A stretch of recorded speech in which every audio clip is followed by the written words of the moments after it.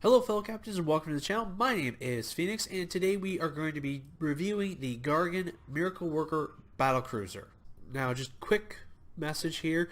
Apparently this particular ship is not in the regular T6 list, but the fleet variant is. I'm not sure what's going on. But anyways, this is just to give you a visual reference. Some things are going to be different that's on screen than what I'm going to be saying, just so you are aware of that. For bridge officers, we have a Lieutenant Commander Tactical, a Lieutenant Tactical / Miracle Worker, a Commander Engineering / Miracle Worker, an Ensign Science, and a Lieutenant Commander Universal.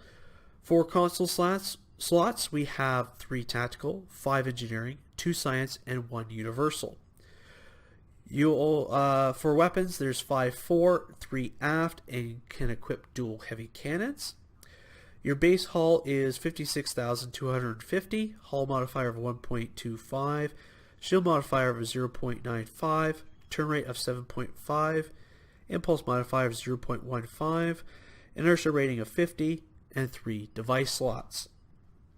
For bonuses, you get plus 15 to weapons, plus 5 to shield power, and plus 10 to weapon power.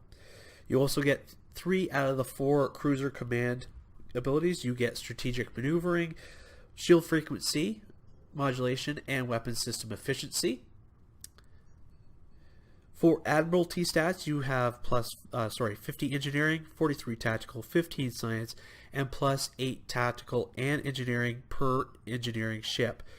And the ship also comes with the entwined tactical matrices. Before I start off with the loadout, I'm going to go over the Starship Mastery. So at Tier 1, we have the Absorptive Hull Plating, which gives you plus 25 to physical and kinetic damage resistance rating. At Tier 2, we have Enhanced Weapon Banks, which gives us plus 15% critical severity. At Tier 3, we have Enhanced Hull Plating, which gives us plus 25 to energy and radiation damage resistance rating. At Tier 4, we have Armored Hull, which gives us plus 10% hull hit points. And finally, we have the Tier 5 Mastery, the Entwined Tactical Matrices. When activating Torpedo Spread, applies Fire at Will 1 and Scatter Volley 1 to self. When activating Fire at Will or Scatter Volley, applies Torpedo Spread 1 to self. So, I guess that could free up a tactical slot. Obviously, I did not do that, and you'll see maybe why. Moving on to my loadout here, I have 4 advanced fleet plasma beam arrays, which are all with the critical damage times 3 proc. I have the advanced fleet plasma torpedo launcher with the critical damage and damage times 3 proc as well, or modifier I should say. For deflector, I have the elite fleet preservation protomatter deflector array with the cool critical X times 2 and EPG. For impulse, I have the Nucura impulse engines. For my warp core, I have the Elite Fleet Sustained Protomatter warp core with AMP, EFF, shields to weapons, SSR, and weapons cap. And for the shield, I have the Nucura Crystalline Resilient Shield, and that's for the 2-piece item here, which gives me plus 5% bonus energy weapon damage, so that's Cat 2 damage. Weapon stabilizers automatically removes weapons disabled, can occur once every 60 seconds. For my aft weapons, I have 3 advanced fleet plasma beam arrays. For my device slots, temporal negotiator, shield battery, and subspace field modulator. For engineering consoles, I have the ferrofluid hydraulic assembly, sorry, words are hard today, the conductive RCS accelerator, bioneural gel pack, the regenerative integrity field, and the sustained radiant field. For my science consoles, I have assimilated module and 0-point energy conduit. And then for finally my tacticals, I have 3 plasma infusers. And finally, we move to the universal console, which is the refracting energy shunt, which gives us plus 15.2% power transfer rate, plus 17.1 starship engineering readiness, And the refractory energy shunt, refracting proton damage and power drain, 135 degree targeting arc to target and foes within 4 kilometers, 6,054.2 proton damage, minus 22 all power levels for 10 seconds. And there's a 2-minute recharge. So these are my skills, heavily in tactical and a mix of science and engineering backing. For my traits, I have Beam Barrage, Beam Training, Grace Under Fire, Innocuous, Operative, Projectile Training, Kinetic Precision, Fleet Coordinator, and Accurate. For my Starship traits, I have Emergency Weapon Psycho.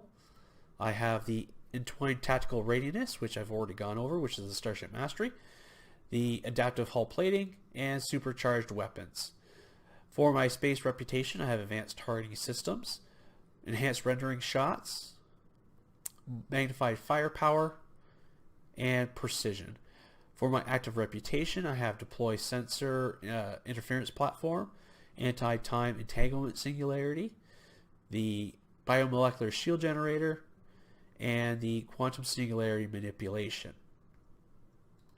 For my stations, so for my Lieutenant Tactical / Miracle Worker, I have Tactical Beam 1 and Attack Pattern Beta 1. For my Ensign Science, Science Team 1.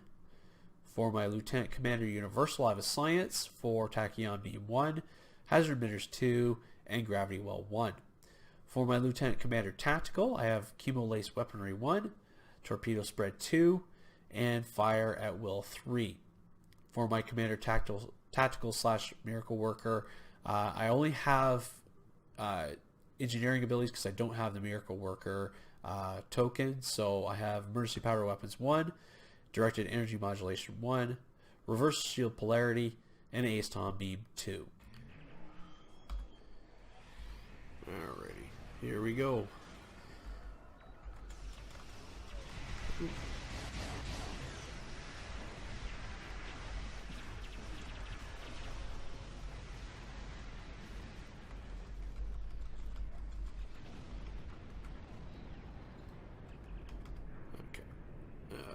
on.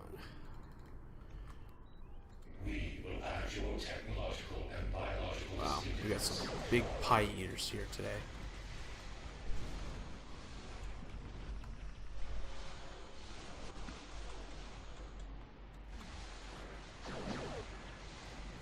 Feel a bit of lag going on here. That's okay.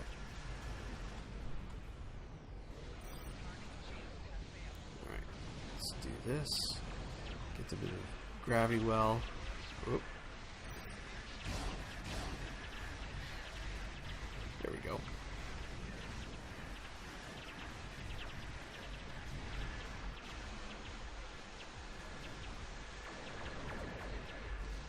Not sure why I'm targeting the thing, but whatever. Time to get out of dodge.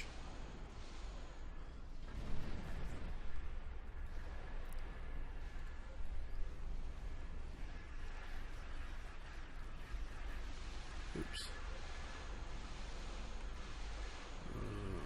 Probably gonna regret it.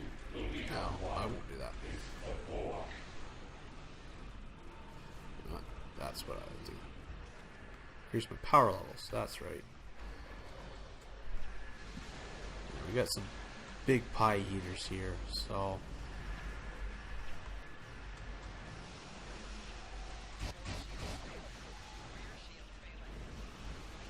keep the shields up. Gravity well. Not that it really helps anything, because someone's just totally decimating everything.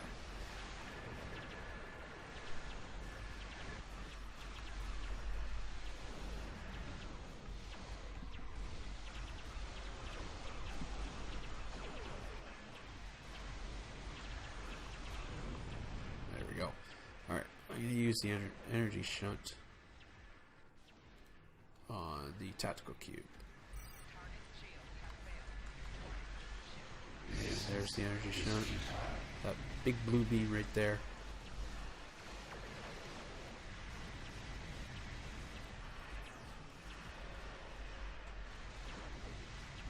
Titanium entanglement.